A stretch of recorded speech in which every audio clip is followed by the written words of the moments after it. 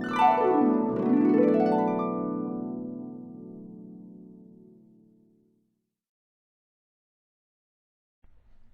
and welcome to Philosophy Vibe, the channel where we discuss and debate different philosophical ideas.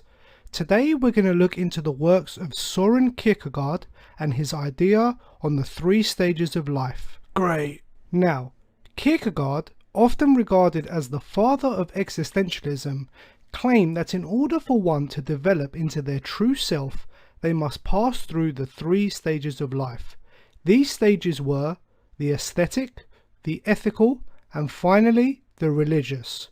Once an individual has passed through these stages, they have become complete.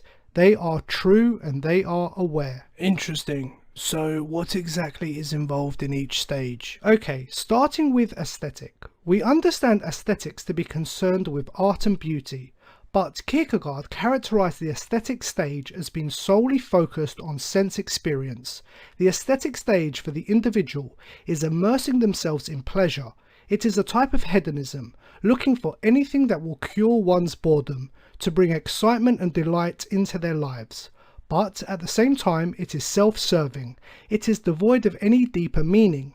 In the aesthetic stage, the individual only cares about themselves and maximizing their sensory pleasure. It does not acknowledge a community and their role in something larger than themselves. All individuals must go through the aesthetic stage, but you should never remain in this stage indefinitely. Life is greater than hedonistic pleasures, and an individual needs to be concerned with more than just themselves. Right. So, one must then move on to stage 2. The ethical. What's involved in stage 2? This is where the individual sees themselves as part of something bigger than themselves. The individual will start to see themselves as part of a community and start understanding the social norms. It's called the ethical because in stage 2 an individual becomes aware of good and evil. They develop personal responsibility as well as a commitment and responsibility to others. This can be characterized as having a spouse or children, co-workers, people who rely on you. In stage 2 you have risen above a concern of just yourself and your pleasures, but you are now part of a bigger community, and there are bigger principles and social norms that you are now submitting to. Your motivations are more than your sensory desires and appetites. The ethical makes one's life bigger and more meaningful. Okay, and then what's the 3rd stage? So, the 3rd and final stage to becoming your true self is the religious stage. Ultimately, this is understanding that we are all a small part in the infinite creation of God, and the religious stage is to develop complete and utter faith in the existence of God. Once an individual has found this faith, they have reached the 3rd stage. Religion is therefore the highest stage in human existence. So what religion is Kierkegaard advocating for? I'm assuming Christianity, given the time period and the country he was born in. Yes, but not exactly. For Kierkegaard, religion was the awareness of a metaphysical power in the universe. This power is transcendent, but the religion is actually quite personal. What do you mean by personal? Well, firstly, one must understand that the faith they have in this power transcends this world and everything in it. This is even greater than the ethics one has developed in stage 2. To make sense of this, Kierkegaard uses the biblical example of Abraham. Abraham was commanded by God to kill his son Isaac, an act that is completely against all his ethics and all social norms. Yet Abraham was prepared to do this because of his faith. He understood that what God wants transcends everything we understand, and we must have this complete faith in God. But more importantly, we need to understand, here God's command to Abraham was not a law that would apply to all. It addressed Abraham as an individual with an individual command. I see. So this religious faith needs to be on a personal basis. Kierkegaard claimed that the Christian faith is not just regurgitating church dogma. This was for what Kierkegaard referred to as the crowd, the usual way of seeing the world and seeing religion, with laws and rules that were universal. Kierkegaard actually said the crowd is untruth, so the 3rd stage is a matter of individual subjective passion, something that cannot be offered by the church nor by scientific empirical fact. Right. Kierkegaard asks us to take a leap of faith in God. He actually refers to this as the absurd, because it cannot be quantified by any empirical means or objective fact. But what Kierkegaard is asking us to do is to have faith in a personal God. This stage, this faith, is the most important task to be achieved by a human being, because only on the basis of this faith does an individual have a chance to become a true self.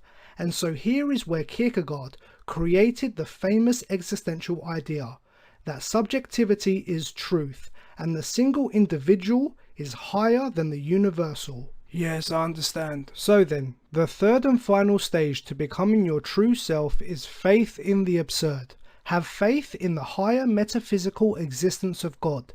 This will become a personal relationship with God. Your faith will lead you to see yourself as an individual. A new form of truth will arrive. Truth is not just a matter of objective facts, but the true self understands that subjectivity is truth.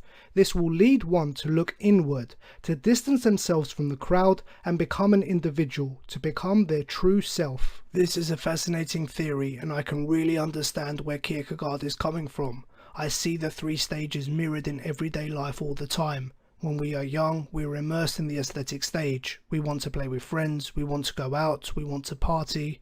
As we get older, we are fully into the ethical stage.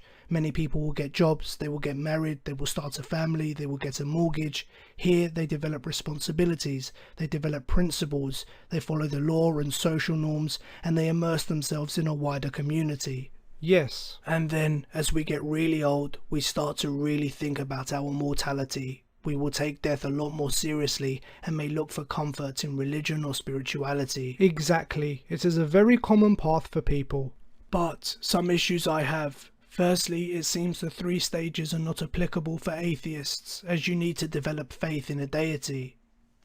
Well, they are applicable, but an atheist will not reach stage 3. If they do not take the leap of faith, they can never become their true self. Yeah, see, I take issue with this. There are many spiritual, fulfilled, or even enlightened atheists. They may not have faith in a deity, but I would say they have found their true self. Well, why won't an atheist take the leap of faith? Because they do not see any evidence strong enough to give them faith. Exactly. The atheist is solely concerned with objective empirical fact. Kierkegaard would say this belongs to the crowd. What Kierkegaard is asking is to transcend this. The true individual must adopt a faith that cannot be verified or invalidated by science. Objective knowledge plays no part. If it did, it wouldn't be faith. The reason it is the final stage is because it goes against our impulse of objectivity. It is faith in the absurd. So if the atheist is following the objective truths of the crowd, then they will never reach stage 3. Okay, here's another problem. Are the three stages universal? What do you mean? Does everyone need to pass through the three stages in order to become their true self? Is this universal for all people? Yes, I think Kierkegaard would say so. Okay, so in a way, this becomes objective. It is the objective universal formula that everyone must follow to become their true self. But how, in a theory that values subjectivity, can we have an objective universal formula? If subjectivity is truth, Kierkegaard relies on 3 objective stages to reach this. For me, this seems like a contradiction. If subjectivity is truth, there shouldn't be any specific stages to become your true self. Every individual is different. Every person is on a different path with a different mind in a different world, and so each individual's journey to becoming their true self would be different.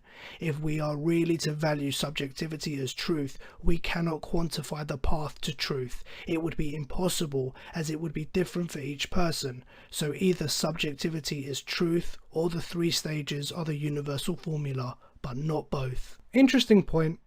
Well, that's all the time we have for now. Thank you for watching. We hope you enjoyed the vibe. And what are your thoughts? Do you think Kierkegaard's 3 stages to becoming your true self is a good way to look at life? Let us know in the comments below. If you like what we do, please like and share this video and consider subscribing to our channel. Thanks again, and we look forward to seeing you all soon. Bye bye.